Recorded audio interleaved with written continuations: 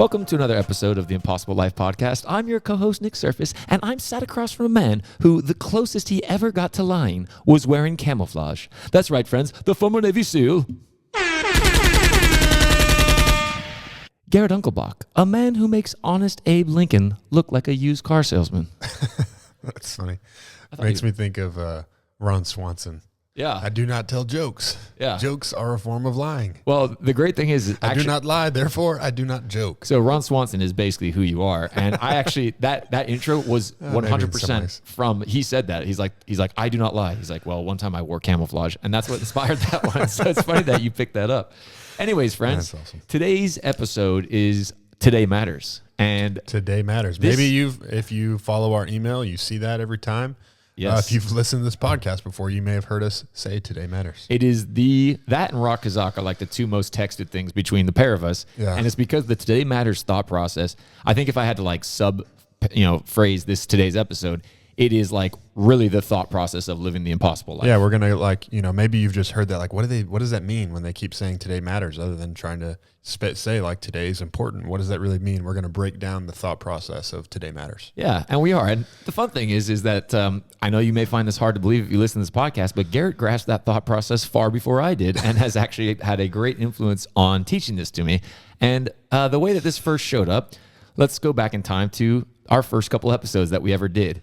And let's just pause and be grateful for a second that we've gotten so much better since then. Yes. And this studio has been upgraded massively. Oh, dude. Yeah. I'm going to actually post if you don't follow us on YouTube, table. Not even the picture. I actually realized I recorded our first episode on video and I've never released it. I'm going to put it on YouTube so people can see what it looked like because we were literally just on this little couch in your office doesn't even look the same. So it's kind of funny. Well, anyways, so part of how this podcast started is I told Garrett, look, I'll do all the kind of behind the scenes work. You just got to show up. And he refers to himself as the talent. And that's what I said that he had to do. I think you're the one who says that. I do say that because it amuses me. But I was like, look, dude, you just come, bring your greatness. I'll take care of all the other stuff. And that was the agreement we had. And we stick to our agreement. So, but little did I know the fun lessons I was in. If you go back and listen to episode 2, I remember I had so many people be like, hey, by the way, I don't know if you know, but you guys had an audio, the audio went weird at one point in that episode.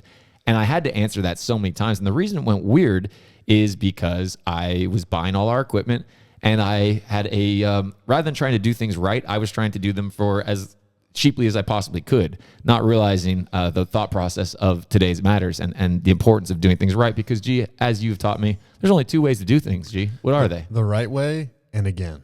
And if you may hear that and go, oh, that's good. Well, let me tell you what that actually looks like whenever you're doing it, because truthfully, you've had such a huge impact on me in doing this.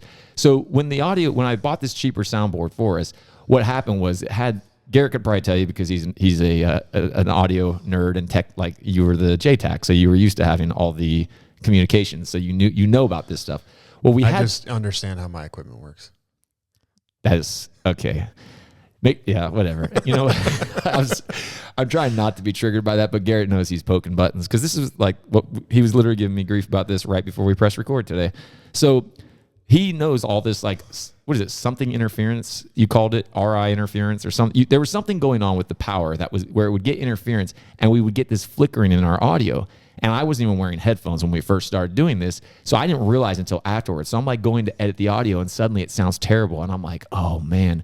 Well, fortunately I had the camera, which was the backup audio. So I used the audio from that, which is why if you ever listen to episode 2, when it flicks out, that's what happened.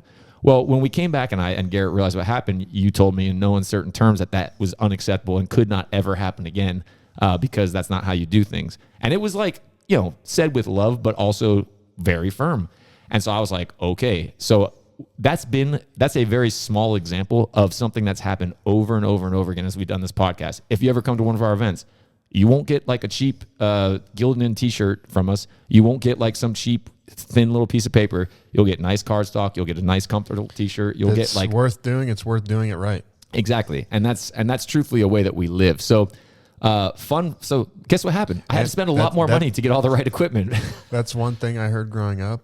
Well, really what I heard is if it's worth doing, it's worth overdoing. But if it's worth doing, it's worth doing right. But also how you do anything is how you do everything. And, if you're going to have poor audio quality on your podcast, that's a reflection of you. It's obviously that's okay to you. It's acceptable. No, well, but like I wouldn't have said, oh, it's poor audio quality is okay in conscious thought, but that was what my actions were saying. So we're going to come back to this because that is a small microcosm of a greater thought process that I've learned and grasped and implemented in every area of my life and reaped huge benefits. And that's why we're doing this podcast today, is we hope that you can grasp this thought process and really experience the growth and the sense of freedom and purpose that comes from it. So, little thing about today matters. I'll tell you where today doesn't matter in the American workplace.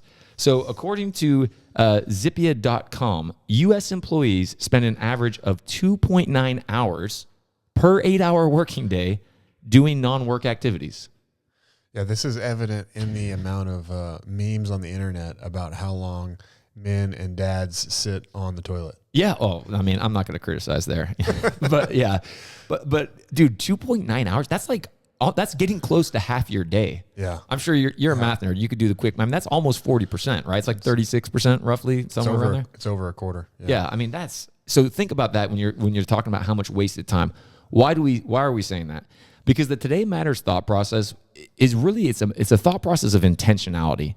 And if you have intentionality, there is no way that whatever you're doing, like you said, how you do one thing is how you do anything is how you do everything. Mm-hmm. If you can go to work and feel like, whatever, I'm just, hey, I got through my 8-hour day. You're not living with a Today Matters intentional thought process. You are living an unintentional life. And so we're going to get you guys more familiar with what we're saying. We're going to compare these and we're going to refer to them as like unintentional, because if today doesn't matter, you're living unintentionally. Right, because that's what we say. We're saying today matters because we want to get the most out of today, and no one would hear that and be like, "Well, that's stupid." Like no one hears today matters like that's a dumb idea. Yeah, today does matter, but the point, we're breaking it down because there's things that we do and there's ways that we think and act that what we're saying is counterproductive to that. We're saying, well, I don't know, maybe today doesn't matter. And so we're going to put some of those side by side of today doesn't matter versus today does matter thought processes. Yeah. And I think that this will be both an elevation of your thought process and also a blind spot revealer. Because if I could sum up the today doesn't matter thought process, AKA unintentional living, it would be, it doesn't matter. That's really it's not that big a deal. That's what you would say. It's not that big a deal. Yeah, it doesn't matter. What does it matter if I, snooze for 5 minutes on my it's not alarm? that big a deal. Like, why should I spend, X amount of hundreds of dollars on the thing that we have now for our studio mixing desk, as opposed to the one I got off Amazon for $100? It's not that big a deal. It still gets the job done. It still gets the job done, right? That was my thought process, and that's why we're referencing that back. You were looking for what's the cheapest solution that I can come up with? Minimum effective dose, G. Yeah. It's a big Tim Ferriss thing it's like, hey, how little can I do and still achieve the results? That was the thought process where you introduced a thought process to me of like, where it's like, well, how long is it going to take to do this, G? Well, however long it takes to get right. Yep. Oh, okay. That's a completely different standard and focus. So let's get into that. So that unintentional living really it's a box checking thought process. It's like, it doesn't matter how it's done, just as long as it's done. Like, what's the quickest way that I can get there? 2.9 hours, you know what that is? That's the most amount of time that you can not be useful at work and still not get fired. Right, and get paid. That's because exactly people right. wasting more than that amount of time are getting fired. Yeah. Yeah, exactly. They found the perfect line for how you can skate by. Here's what I can get away with. And that's the thought process of when you're being unintentional, you're saying like, how much time do I not have to be doing what someone else wants me to be doing, right? But when it's what you want to be doing, you're saying, okay, I want to give all of my time to this. And those 2.9 hours of doing other stuff are taking away from the purpose or taking away from the mission. Yeah, exactly. Whereas if you're living with a Today Matters intentionality, you have a sense of urgency. It's not just that you want to get a certain amount of things done. You are moving to get them done to the highest standard and really as quickly as possible so that you can make the most of your time. It's a completely different way of operating. That sense of urgency should impact everything that you do. Even like the conversations and the meetings that you're having, right? Like, well, we booked an hour for this meeting. Let's just like talk for an hour. Maybe we don't need to talk for an hour. But we booked an hour because maybe we'll use that amount of time. Why don't we see if we can get this done in 15 minutes? Yeah. What are the bullet points? Like, what is the clear objective that we need to get accomplished here? Because all of our time matters today. Yes. And we need to use it as effectively as possible, because my time isn't just something for me to waste. Right. My time is something for me to use to produce with. Yeah. And the reason that you'll feel that way is because you know you're not guaranteed forever, and That's you've right. got some things to accomplish. Like if you really feel a sense of purpose and mission in your life, you're going to know I got to get this done today, because really the window may close, right? I may not have the chance. It's not going to be there forever. So it's completely different. And we've talked about this before on time frame orientation. If you're an unintentional, it's not that big a deal type of person, you got a 5 and 2 mentality. I'll do what I got to for 5 so I can do what I want to for 2, aka Monday to Friday and then Saturday and Sunday. So like everybody's living for the weekend, G, like the saying goes. Whereas if you're then what are you doing on that? And so what you're saying is like, okay, for these 5 days of the week, like that matters. Like I got to be on time. I got to work well. I got to give. But then for these other 2 days, it doesn't matter. I'll wake up whenever I want to wake up. I'll do whatever I want to do. And really, when you're doing that, you're saying it doesn't matter. Yeah. I can just do whatever. Yeah, there's a massive contrast if you're a 5 and 2 person, where your 5, like you said, your 5 is very much like routine based, and I wake up at this time, I got to be here. And then your 2 is like, I sleep until 1 p.m. and that day just sort of disappeared, but it's okay. Like that's an unintentional way of living. And if you added up the days that you wasted, it would be pretty shocking. You know, the only thing that's strange to me about Saturdays and Sundays is because I mean, I don't look at what I do Monday through Friday as work. I don't look at what I do Saturday and Sunday as work. What's different is just the people that I talk to. Right. Right. Because I'm working with different people on Saturday and Sunday, working on some different missions on Saturday and Sunday. And the people that I work with, you know, whether it's people in the real estate industry or bank industry and stuff like that, the only difference is I don't get emails from them on Saturday and Sunday. All right, there you go. Fun times. Whereas going to contrast that with the Today Matters, you pretty much just gave it. It's a 365/7 mentality, right? Yeah. Like 7 days a week, 365 days a year, 66. Saturdays matter a lot to us. Big time, man. Sundays matter a lot to us. Like every day is an opportunity for me to produce. Every day is an opportunity that God has given me. You're still alive for a reason, and I have work for you to go and do. Yeah. And I got to say, the way I wake up now pretty much by default is I wake up and I'm like, oh man, like I got things to do today that I am looking forward to doing. Like every day I write down what I'm looking forward to doing.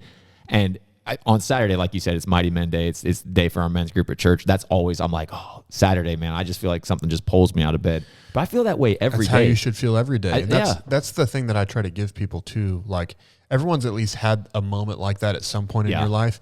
Even if it's like, oh man, I have an interview